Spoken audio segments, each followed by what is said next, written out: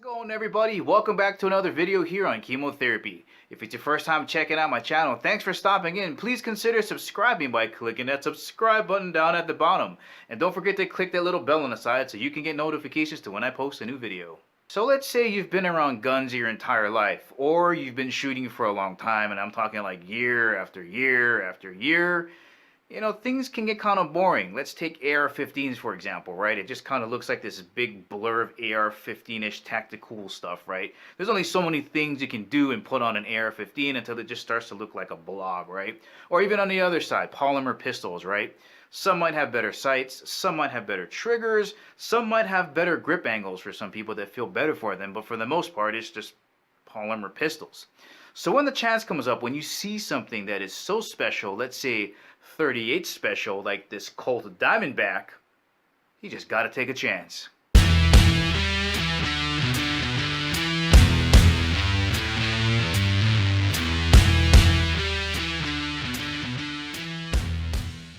Alright, let's have a close look at this 1971 Colt Diamondback chambered in 38 special. There we go. Also available in 22 LR, introduced in 1966. This is the polished nickel version. Man, look at this thing. Let's have a look at these grips. The checkering on this is outstanding. These are period correct from what I was reading. We can tell because it dips under the medallion, and the medallion is silver. Later versions are made out of gold. The ones made in China have like a big clunky piece of wood up here, so these are set to go. I want to show you two things. I'm going to pull back this hammer. Look at the grooves on this thing. Really aggressive, man. You can just yank that thing back and make sure you got that under your thumb. For sure you're going to get that. But the two things I wanted to show you. Number one, the external firing pin that is not available in any modern revolver that I've seen, like the ones that are coming out now. Because of safety reasons, they're all internal. And the absence of a frame lock, which, guys, I cannot tell you how many times I've seen revolvers come out nowadays. They're absolutely stunning, but you got that frame lock on there and it just absolutely scars the look of the revolver. I just hate that. So I'm glad that this is a nice clean flow from the barrel all the way to the hammer. So well done there. So we got the sights up here. These are target sights. They're adjustable for elevation here. Windage screws on that side right there. Let's have a close look at the sight picture. Nice little orange ramp down there. And I'm going to open this up so you guys can see just how great of a condition this thing is. So Colts pull back this way, unlike the Smith & Wessons, they push forward. But have a look at this. Look at that. Right back in there. Just mint condition. I'm going to kind of swing it around so you guys can see right in that area, around to the forcing cone on this side. Just clean, clean, good shooter. Right up here in this area. Look at the shine coming out that top strap area right there. Just nice. I'm going to have to clean this really good so the next person can enjoy it. The other things I like about this are the full-length underlug. I just hate it when revolvers have like a halfway underlug. This, I think, makes a revolver look really sexy. And, of course, the vented ribs on the top. That is it. That's beautiful. Now, 38 Special can only shoot 38 Special. It's a smaller frame. This is on Colt's D frame. If you wanted to step up to the Python, that'll handle 357 Magnum. Like the Taurus we're going to be comparing against, you can kind of see here that the size difference in the frame is just gigantic. Now, I got the hammer pulled back here so you can see that the newer revolvers don't have an external firing pin. And I got lucky to get it just before the frame locks started appearing on them. Now, the thing I also wanted to show you here is I'm going to hold back on the hammer, step down on this trigger just to show you what the lockup on the cylinder is here. You can see that there is a little bit of play in there.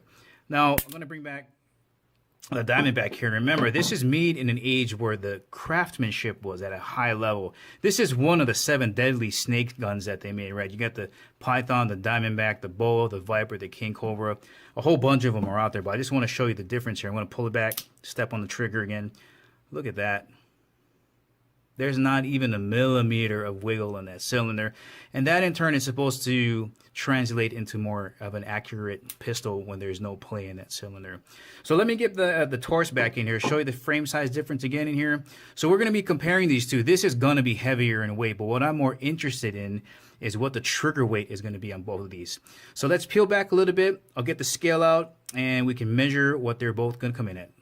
Alright, got the scale out, but I already know that this guy right here, the Taurus, is going to be heavier because it's a 357 pistol.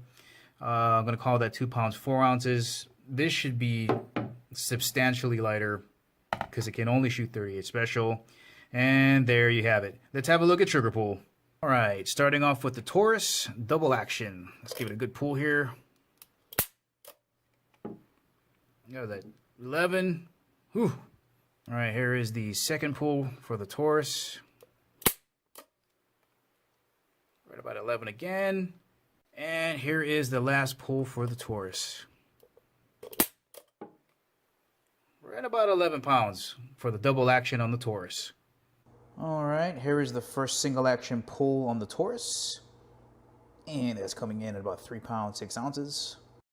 All right, here is the second trigger pull, single action on the Taurus.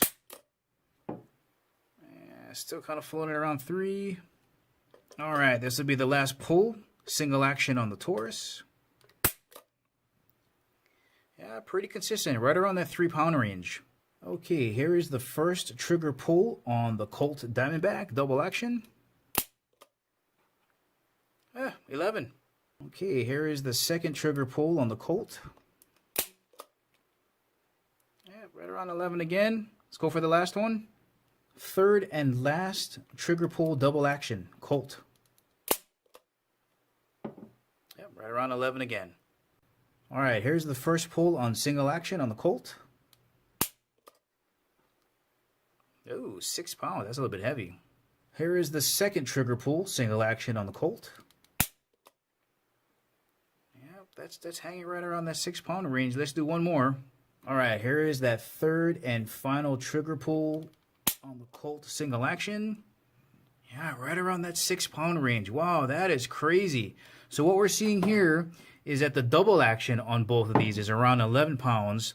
The single action on the Taurus, guys, this is a $350 gun. This is an $1,800 gun, roughly around in that area. The single action is around 3, maybe 4 pounds on this guy.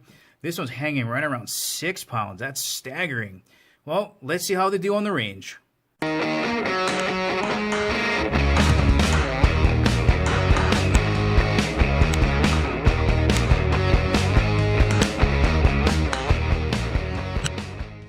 First picture is the Taurus at 25 yards. I had a really tight group going there. These are all off of a rest, but even off of a rest, if your fundamentals go out the window, then you get sloppy results like this.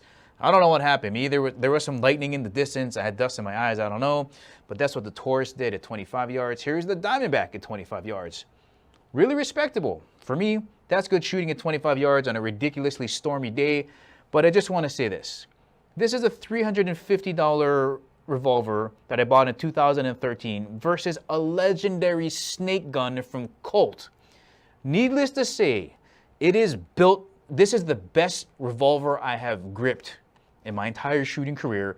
It's got a superior build. But when I did that single action pull and it came back at 6 pounds versus the Taurus is 3 pounds, I was titanically disappointed. And I knew already that I was going to have problems at 50 yards because when you stretch it out, here's what the Taurus did at 50 yards.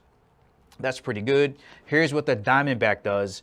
When you're getting it out to 50 yards, you got to stay extra steady. And with the Taurus, you give it a quick tap with the 3 pound trigger. It goes down range. It gets to where it needs to go, and you're fine. But I was having to just spend a little bit more time gripping onto that Diamondback, making sure to stay steady, and I just couldn't get it to settle down.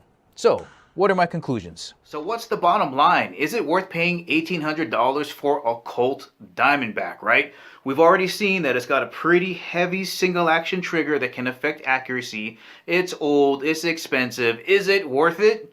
My answer? Absolutely. This represents Colt at its finest. They were producing really high-level revolvers, right? You got your Pythons out there and all those other snake guns. It's still got awesome build quality, and in today's marketplace, they're very, very hard to find. So is it worth paying more? Absolutely. Now, if you're approaching it from a standpoint where, hey, it's got the Colt reputation, it's supposed to have a better trigger and action, it's more expensive, it's going to shoot straighter, then you're not looking at it right, because there are tons of other revolvers in the marketplace from Colt, from Smith & Wesson, from Ruger, from Rossi, from EAA, you name it. They've got less expensive revolvers that are just as accurate and just as reliable for a lot less. So I'll leave it up to you which way you want to go. It is a beautiful pistol. If you can get a snake gun in your hands, I would recommend shooting it if the person will let you do it. If not, just buy one like I did and try it out. You won't waste your time. So guys, that's the ending of this video. I hope you found that useful. If you like it, please give me the thumbs up. If you haven't subscribed to my channel, please do. And remember, I'll catch you guys Later.